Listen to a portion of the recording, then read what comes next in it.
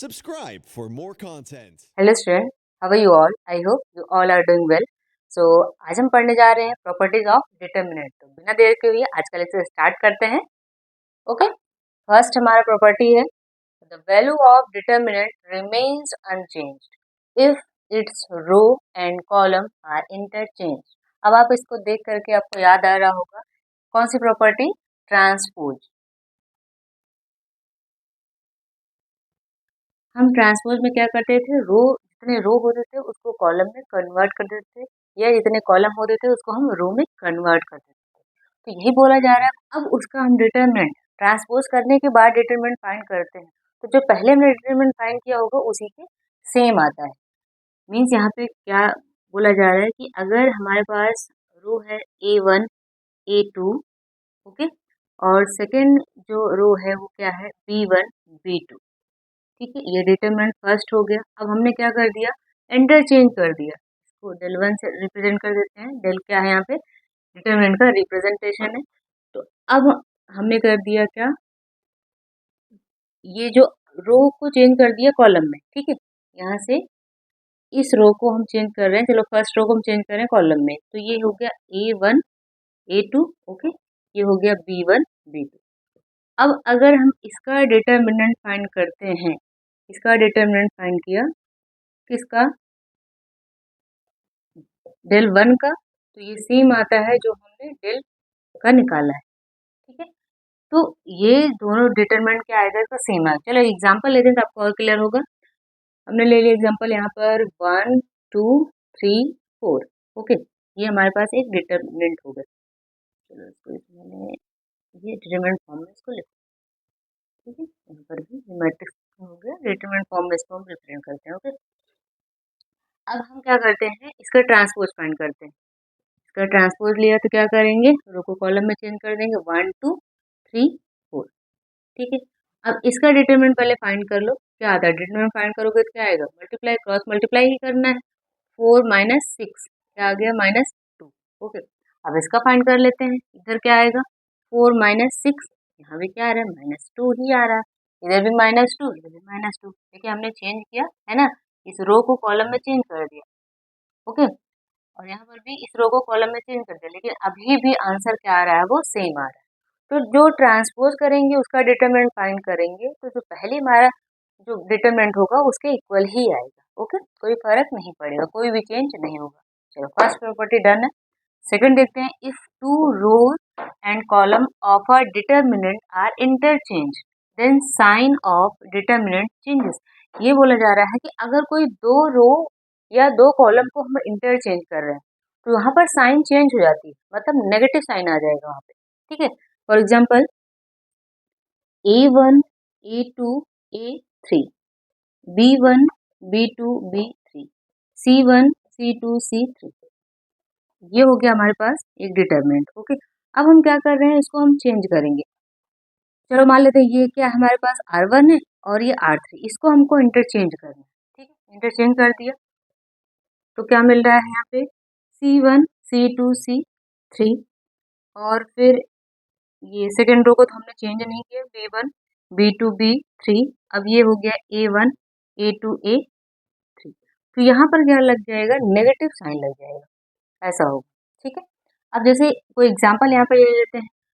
अब हमने क्या किया, 1 2 3 4, ये हमारे पास क्या है, एक डिटरमिनेंट है, इसको फाइंड करना है, तो क्या करेंगे, 4 माइनस 6 क्या आया, -2 आया, ठीक है।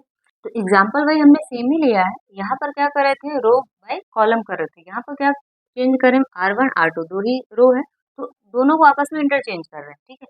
तो एक आंसर हमारा क्या मिल गया, -2, ठीक है। दूसरा आंसर हम देखते हैं कि क्या मिलता है यहाँ पे। अब हम चेंज कर रहे हैं 3 4 एंड 1 2, ठीक है। क्या इंटरचेंज किया, R1 इंटरचेंज बाय R2, ठीक है।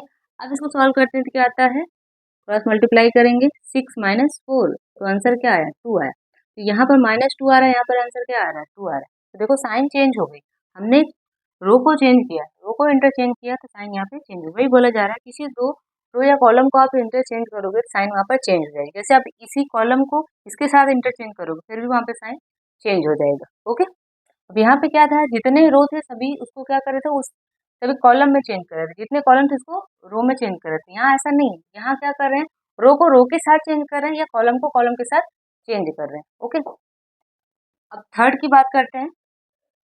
इफ एनी टू रोज और column of a determinant are identical, ये बोला जाए कोई दो रो है वो आइडेंटिकल है। कैसे आइडेंटिकल है, all corresponding elements are same, जितने करस्पॉन्डिंग एलिमेंट्स होंगे, जितने उस रो में एलिमेंट्स होंगे वो क्या होंगे, सेम होंगे, दोनों रो के या दोनों कॉलम के एलिमेंट्स क्या होंगे, सेम होंगे।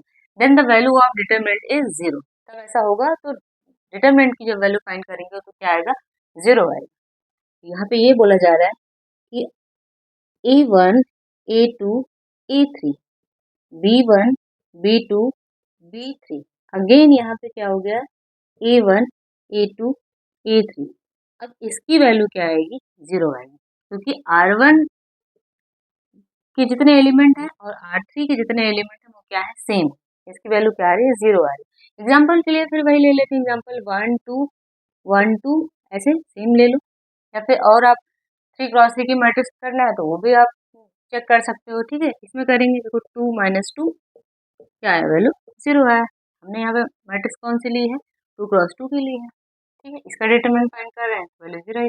आप 3x3 की भी लेकर के चेक कर सकते हो। ठीक है, एक्सपेंशन हमने आपको बता ही दिया है, तो वहाँ पर भी क्या आएगा, जीरो है। कोई दो रो अगर सेम है या दो कॉलम सेम है तो क्या होगा, डिटरमिनेंट उसका हमेशा ही जीरो आएगा। ओके, अब बात करते हैं फोर्थ की। If each element of a row और a column of a determinant is multiplied by a constant k, then its value gets multiplied by k। ये बोला जा रहा है कि अगर कोई रो है उसमें हम किसी कांस्टेंट से मल्टीप्लाई किए, जितने एलिमेंट है सभी में मल्टीप्लाई किए, तो जब हम उस डिटरमिनेंट का, उस मैट्रिक्स का डिटरमिनेंट फाइंड करते हैं तो जो भी वो कांस्टेंट है, मल्टीप्लायर है, वो जब डिटरमिनेंट फाइंड करते हैं उससे मल्टीप्लाई हो जाता है। नहीं समझ आया, चलो एग्जाम्पल लेते हैं तो आपको समझ आएगा। यहाँ पर ये बोला गया है कि के A1 के A2 के A3, सॉरी के, ठीक है, तो आपको लिखते हैं के A3, और फिर ये है B1 B2 B3 C1 C2 C3। अब ये देखो ये कांस्टेंट है, इसमें R1 में मल्टीप्लाई है, तो हम क्या करेंगे, इसको के को हम क्या करेंगे, कॉमन लेंगे, और जो हमारे पास डिटरमिनेंट है वो एज इट इज लिख देंगे, A1 A2 A3 B1 B2 B3 C1 C2 C3। अब इसको सॉल्व करेंगे, जो भी आएगी वैल्यू उससे हम क्या करेंगे, के से मल्टीप्लाई कर देंगे। ओके, अब जैसे यहाँ पे 2 4 है, उसके बाद 1 3, यहाँ पर जो मल्टीप्लाई है वो क्या है, 2 से मल्टीप्लाई, तो 2 को कॉमन करने से क्या आता है, 1 2 1 3। अब इसको सॉल्व करने के बाद जो भी वैल्यू आएगी उससे हम 2 से क्या करेंगे, मल्टीप्लाई कर देंगे। यही बोला गया है यहाँ पर। ठीक है, आपको ये प्रॉपर्टी रटने की जरूरत नहीं है, बस कॉन्सेप्ट आपको देखना है कि क्या चीज बोली जा रही है, क्या कही जा रही है। ओके, चलते हैं अपने नेक्स्ट प्रॉपर्टी पे। Next property is if sum और all elements of a row और column of a determinant are expressed as sum of two और more terms, then the determinant can be expressed as sum of two or more determinant।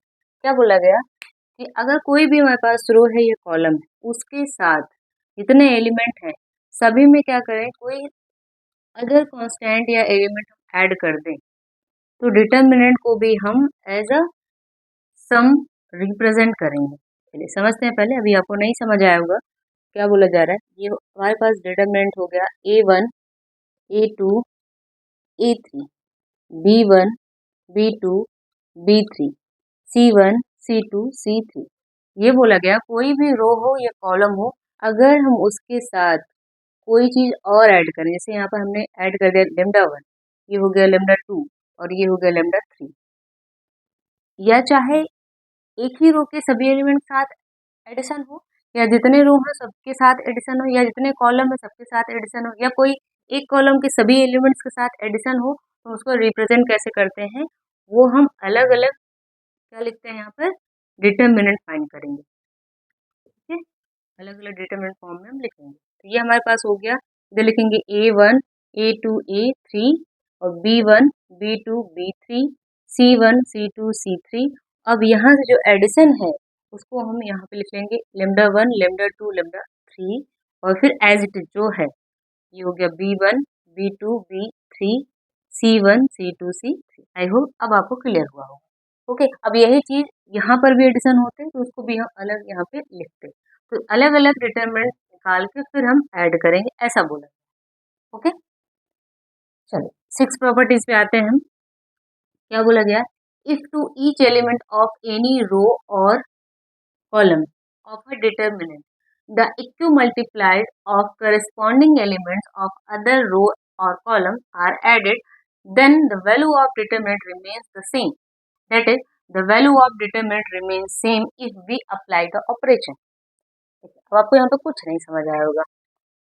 अब समझते कैसे हैं, पहले ये देखिए क्या बोला गया कि हमारे पास कोई भी रो है, एक हमने रो ले लिया, कोई सा भी ले लिया, चलो इसमें इसी रो में हम क्या कर रहे हैं, RI में ही कोई दूसरा कांस्टेंट है उससे मल्टीप्लाई कर रहे हैं, लेकिन उस रो में नहीं, किसी दूसरे रो में हमने मल्टीप्लाई किया और उसके साथ ऐड कर दिया, ये बोला गया। ऐड करने के बाद अब जब डिटरमिनेंट फाइंड करेंगे, डिटरमिनेंट क्या आता है, सेम आता है। यही सेम चीज हम इसके साथ कर सकते हैं, कॉलम के साथ भी हम कर सकते हैं।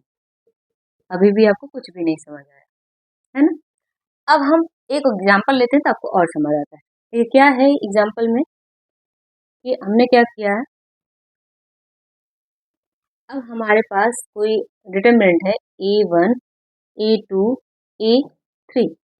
ओके, दूसरा जिसमें रो है B1 B2 B3, तीसरा रो है C1 C2 C3। ये हमारे पास डिटरमिनेंट थी। अब हमने क्या किया, इसी में इसी डिटरमिनेंट को मॉडिफाई कैसे किया कि हमने कर दिया इसमें A1 के साथ क्या किया, अब हम इस जो R3 है इसमें हम K से मल्टीप्लाई कर देंगे, इसमें सभी से मल्टीप्लाई करेंगे और ऐड किसके साथ करेंगे, R1 के साथ ऐड करेंगे। मतलब क्या ऑपरेशन लेने वाले हैं आप देखो, हम R1 में ऐड करेंगे, क्या ऐड करेंगे, KR3 ऐड करेंगे, ये करने वाले हैं। तो यहाँ पर A1 के साथ हम ऐड करें प्लस KC1। ओके, फिर हम ऐड करते हैं, तो जगह नहीं बच रही है, थोड़ा और छोटा लिखते हैं, A1 plus KC1 A2 plus KC2 A3 plus KC3। अब जैसे है वो सेम चीजें आपको एज इट इज लिख देनी है, C1 C2 C3। तो ये बोला गया है कि अब इसका डिटरमिनेंट फाइंड करेंगे और इसका डिटरमिनेंट फाइंड करेंगे तो वो क्या आना चाहिए, वो सेम आएगा, कोई भी चेंज नहीं। बात क्लियर हुई? क्या बोला गया कि जो हमारे पास रो R1 है, हमने क्या किया, R3 में कैसे मल्टीप्लाई किया, जितने भी एलिमेंट है सबसे मल्टीप्लाई किया, लेकिन यहाँ पर लिख नहीं रहे, मल्टीप्लाई करके ऐड किसमें कर दे रहे हैं, R1 में ही ऐड करें, उसको लिख किसमें रहे, R1 में ही लिख रहे हैं। तो ऐसा करने पे कोई भी चेंज नहीं आएगा डिटरमिनेंट में। अब यही सेम चीज आप कॉलम में भी कर सकते हैं, यही इतना यहाँ पर डिटेल में लिखा गया है। ओके, आई होप अब आपको दोनों प्रॉपर्टीज क्लियर हुई होंगी। तो प्रॉपर्टी 6 को थोड़ा और डिटेल में समझते हैं, उतना लंबा लिखा था, हो सकता है आपको नहीं क्लियर हो रहा हो, चलिए शॉर्ट में यहाँ पे देखते हैं। Adding a multiple of one row और कॉलम टू अनदर रो और column does not change the value of determinant. Adding the multiple of one row, किसी रो या कॉलम का मल्टीपल अगर हम दूसरे रो या कॉलम में ऐड करते हैं तो उसकी वैल्यू चेंज नहीं होती, किसकी, डिटरमिनेंट की। ओके, एक एग्जांपल यहाँ पे लेते हैं, आपको और चीजें क्लियर होगी। मैंने एक एग्जांपल ले लिया यहाँ पर 1 2 3 4। अब यहाँ पर जो ऑपरेशन करेंगे हम क्या करेंगे, R2 में हम चेंज क्या कर रहे हैं, इसको R2 में ऐड करेंगे क्या, 2R1, ये ऑपरेशन हम करने वाले। ठीक है, देखते हैं क्या वैल्यू चेंज आती है कि नहीं। सबसे पहले इसका डिटरमिनेंट हम फाइंड कर लेते हैं। इसका डिटरमिनेंट क्या आएगा, चेंज करेंगे तो यहाँ पर मल्टीप्लाई करेंगे 4 माइनस 6, क्या आ रहा है, -2 आ रहा है।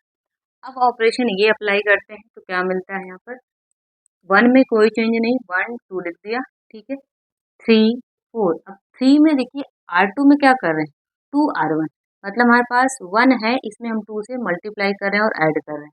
ठीक है, R1 का सेकंड एलिमेंट 2 है, इसमें हम 2 से मल्टीप्लाई करें देन ऐड करें। अब देखते हैं क्या चेंज आता है क्या। यहाँ पर हो गया 1 2 और ये हो गया 2 3 + 2 5 हो गया, और ये क्या हो गया 2 2 4, और 4 + 4 क्या हो गया 8। चलो इसको हम क्रॉस मल्टीप्लाई करते हैं। 8 - 10 क्या आता है आंसर -2। तो आंसर में कोई चेंज नहीं, यही बोला गया था। उतना जो लंबा हमने लिखा था प्रोसेस, वो यही चीज है कि आप किसी भी रो और कॉलम में क्या करें, उसके मल्टीपल को ऐड करते हैं, है ना। मल्टीपल को क्या कर, दूसरे रो या कॉलम के मल्टीपल को किसी दूसरे वाले कॉलम में ऐड कर दें, या रो में ऐड कर रहे हैं, तो कोई चेंज नहीं आता। यही किया गया कि रो में क्या किया, हमने मल्टीप्लाई किया R1 के, और उसको ऐड किसमें किया R2 के, तो कोई चेंज नहीं आया। ओके, आई होप अब आपको क्लियर हुआ होगा। Property 6। Next property is determinant of identity matrix is 1। ठीक है, कोई भी आइडेंटिटी मैट्रिक्स होगी, उसका जब डिटर्मिनेंट फाइंड करते हैं तो क्या आता है 1 ही आता है ना। तो यहाँ पे क्या करो, क्रॉस मल्टीप्लाई करोगे, 1 - 0 तो क्या आएगा 1। Next property, the determinant of an upper triangular और लोअर ट्रायंगुलर मैट्रिक्स। ठीक है, अपर ट्रायंगुलर मैट्रिक्स मतलब यहाँ पर जो हमें ट्रायंगल मिल रहा होगा उसमें कोई ना कोई एलिमेंट दिखेंगे, बाकी के नीचे के एलिमेंट क्या होंगे 0। डायगोनल के नीचे वाले जो एलिमेंट होंगे वो 0 होंगे। ठीक है, और लोअर में क्या होगा, डायगोनल के ऊपर वाले जो एलिमेंट होंगे वो 0 होंगे, नीचे हमें कुछ ना कुछ एलिमेंट मिलेंगे। ठीक है, वही बोला जा रहा है, is equal to the product of its diagonal element. अगर हम इसका डिटरमिनेंट फाइंड करते हैं तो वो वही आता है जो डायगोनल के जितने एलिमेंट्स हैं उनको मल्टीप्लाई करते हैं तो मिलता है। ठीक है, चलिए इसमें डिटरमिनेंट फाइंड कर लेते हैं। क्या मिलता है डिटरमिनेंट फाइंड करने के बाद, यहाँ पर 2। ठीक है, अब 2 हमने लिया, तो इस रो और इस कॉलम को हम इग्नोर करेंगे, इसको क्रॉस मल्टीप्लाई करेंगे तो 1 - 1 6 क्या हो गया -6, और ये क्या आ गया 0। ठीक है, अब यहाँ पर क्या करेंगे -3, ये एक्सपेंशन हमने आपको पढ़ा दिया है। ठीक है, आप चेक कर सकते हैं प्रीवियस लेक्चर में। -3, अब -3 ये वाला कॉलम और ये रो हम हटाएंगे तो 6 × 0 0 हो गया, और 4 × 0 0 हो गया, तो यहाँ तो 0 ही आ रहा है, +5 इसको करते हैं तो ये मल्टीप्लाई करेंगे तो 0 × 0 0 हो गया, -1 × 0 ये भी 0 ही हो गया। तो ये सभी तो एलिमेंट 0 आ रहे हैं, यहाँ पे मिल के आ रहा है 2 × -6 -12 ये आ गया। तो क्या डायगोनल एलिमेंट भी वही है, डायगोनल को अगर हम मल्टीप्लाई करते हैं तो देखिए 2 × -1 × 6, देखिए अभी भी क्या आ रहा है -12 आ रहा है। ये प्रॉपर्टी बोली जाए, ऐसे आप इसमें भी करेंगे तो आपको वैसा ही यहाँ पर रिजल्ट मिलेगा। ठीक है, 9th हमारी प्रॉपर्टी क्या है, इफ एनी रो और column of a determinant is completely 0 then that determinant is 0। अगर कोई रो या कॉलम 0 आ रहा है तो उसका डिटरमिनेंट फाइंड करते हैं तो वो 0 ही होगा। जैसे हम यहाँ पर हमने कर दिया, चलो 1 0 3 2 0 4 एंड 5 0, क्या हो गया ये 6 कर लिया। हमने यहाँ पर जो C2 है उसको 0 दिखा रखा, कोई सा भी हो सकता है, रो भी 0 हो सकता है ना, कोई सा कॉलम 0 हो सकता है, उसके सभी एलिमेंट 0 हो तो ऐसा होगा। तो इसका डिटरमिनेंट अगर हम फाइंड करते हैं तो क्या मिलता है, चलो फर्स्ट एलिमेंट लेते हैं। यहाँ पर फर्स्ट एलिमेंट लिया, इससे इसको क्या करेंगे, ये रो और ये कॉलम छोड़ेंगे, इसको इसके साथ देखो मल्टीप्लाई करें, 0 × 6 0, 0 × 4 0, तो ये तो 0 आ गया। फिर अगेन यहाँ पर -0 यही ले रहे हैं। ठीक है, और ये कॉलम छोड़ रहे हैं तो यहाँ पे क्या होगा 6 × 2 12, और ये इसको मल्टीप्लाई करेंगे 4 × 5 तो क्या होगा 20। लेकिन मल्टीप्लाई में क्या है 0 है तो 0 ही आना है। फिर अगेन हम 3 को कर रहे हैं +3, अब इसको इसके साथ मल्टीप्लाई करेंगे तो 2 × 0 0 हो गया, 5 × 0 0 ही हो गया। देखो ये टर्म भी 0, ये टर्म भी 0, रिजल्ट क्या आ रहा है 0 आ रहा है। तो डिटरमिनेंट फाइंड करेंगे तो 0 ही आएगा। तो अगर ऐसे देखने को मिल जाए आपको तो वहाँ पे सॉल्व करने की जरूरत नहीं है, क्योंकि आपको डिटरमिनेंट का लिख देना है 0। अभी ऐसा ही होता है 0 0 0 एंड 1 2 3 4 5 6, ये भी मैट्रिक्स क्या आती है 0 ही आती है। ओके, अब जो लास्ट हमारी प्रॉपर्टी है वो क्या है, डिटर्मिनेंट ऑफ ए बी का प्रोडक्ट लिया, उसके बाद डिटरमिनेंट फाइंड किया तो किसके इक्वल आ रहा है, इंडिविजुअल डिटरमिनेंट जो है उसको मल्टीप्लाई करते हैं तो उसके इक्वल आता है। मतलब हम ऐसा करें कि पहले ए बी का प्रोडक्ट फाइंड कर ले तब डिटरमिनेंट फाइंड करें, और या फिर हम इंडिविजुअल अलग अलग ए और बी मैट्रिक्स का डिटरमिनेंट फाइंड करते हैं फिर मल्टीप्लाई करते हैं, रिजल्ट क्या आएगा सेम। चलो इसको चेक करते हैं। हमारे पास एक मैट्रिक्स गिवन है ए एंड बी, अब इसका डिटरमिनेंट फाइंड करना है। इसको डिटरमिनेंट फाइंड करते हैं, क्या आता है 5 माइनस 6 क्या आ गया -1। ओके, अब इसका डिटरमिनेंट फाइंड करते हैं, क्या आता है 8 माइनस 0 क्या आ गया 8 आ गया। ठीक है, ये तो हमारा इंडिविजुअल हो गया डिटरमिनेंट। ए आया -1, डिटरमिनेंट बी आया 8। अब इन दोनों को मल्टीप्लाई करते हैं, determinant A into determinant B, तो क्या आता है रिजल्ट -1 इंटू 8 क्या आ गया -8। अब हमें ए बी पहले फाइंड करना, प्रोडक्ट फाइंड करना है ए बी। ओके, तो लिख लेते हैं 1 2 3 5 फिर 2 1 0 4। इसका प्रोडक्ट पहले फाइंड करते हैं, फिर डिटरमिनेंट देखेंगे। अब कैसे फाइंड करते हैं, इसमें हम रो को एक रो को उठाओ, कॉलम से जितने कॉलम होंगे सबसे मल्टीप्लाई कर दो। ठीक है, तो 1 इंटू 2 क्या आ गया 2। ठीक है, फिर 2 इंटू 0 प्लस 0 हो गया। फिर अगेन दूसरे वाले कॉलम से मल्टीप्लाएंगे, 1 इंटू 1 1 और फिर 2 इंटू 4 क्या हो गया 8। एक मल्टीप्लिकेशन हो गया। अब दूसरा वाला रो उठाते हैं, दोनों कॉलम से मल्टीप्लाई कर देते हैं। तो इसमें 3 इंटू 2 क्या हो गया 6 और 5 इंटू 0 क्या हो गया 0। फिर 3 इंटू 1 3, फिर क्या हुआ आपके पास 5 इंटू 4 क्या आ गया +20। तो यहाँ पर देखो क्या मिल रहा है हमें रिजल्ट, ये हो गया 2 9 6 और ये 23। ओके, अब इसको हम क्या करते हैं, सॉरी हाँ, अब इसका डिटरमिनेंट फाइंड करेंगे, है ना। ये तो आपका क्या आ गया, ये प्रोडक्ट आ गया। अब हम इसका डिटरमिनेंट फाइंड करते हैं, डिटरमिनेंट ए बी, मतलब हमें क्या करना है क्रॉस मल्टीप्लाई करना है। क्रॉस मल्टीप्लाई करेंगे तो क्या आएगा यहाँ पर, ये हो गया 6 4 46 हो गया। ठीक है, इसको मल्टीप्लाई करते हैं 54। ठीक है, अब इसको माइनस करें, 46 माइनस 54 क्या आता है -8 आ रहा है, है ना। -8। अब देखिए यहाँ पर जो रिजल्ट हमने फाइंड किया, यहाँ पर भी क्या है -8 आया। इसका भी हमने डिटरमिनेंट फाइंड किया तो क्या है -8 आया। प्रॉपर्टी बोली जा रही है। ओके, तो आई होप अब सारी प्रॉपर्टी 10 की 10 जितनी प्रॉपर्टी हैं आपको क्लियर हुई होंगी। नहीं क्लियर हुई है तो एक बार और अच्छे से आप इसको देखिए, जो भी डाउट आते हैं उसको आप कमेंट कर सकते हैं। ठीक है, आज के लिए बस इतना ही, मिलते हैं फिर अपने नेक्स्ट लेक्चर में, तब तक के लिए बाय, टेक केयर।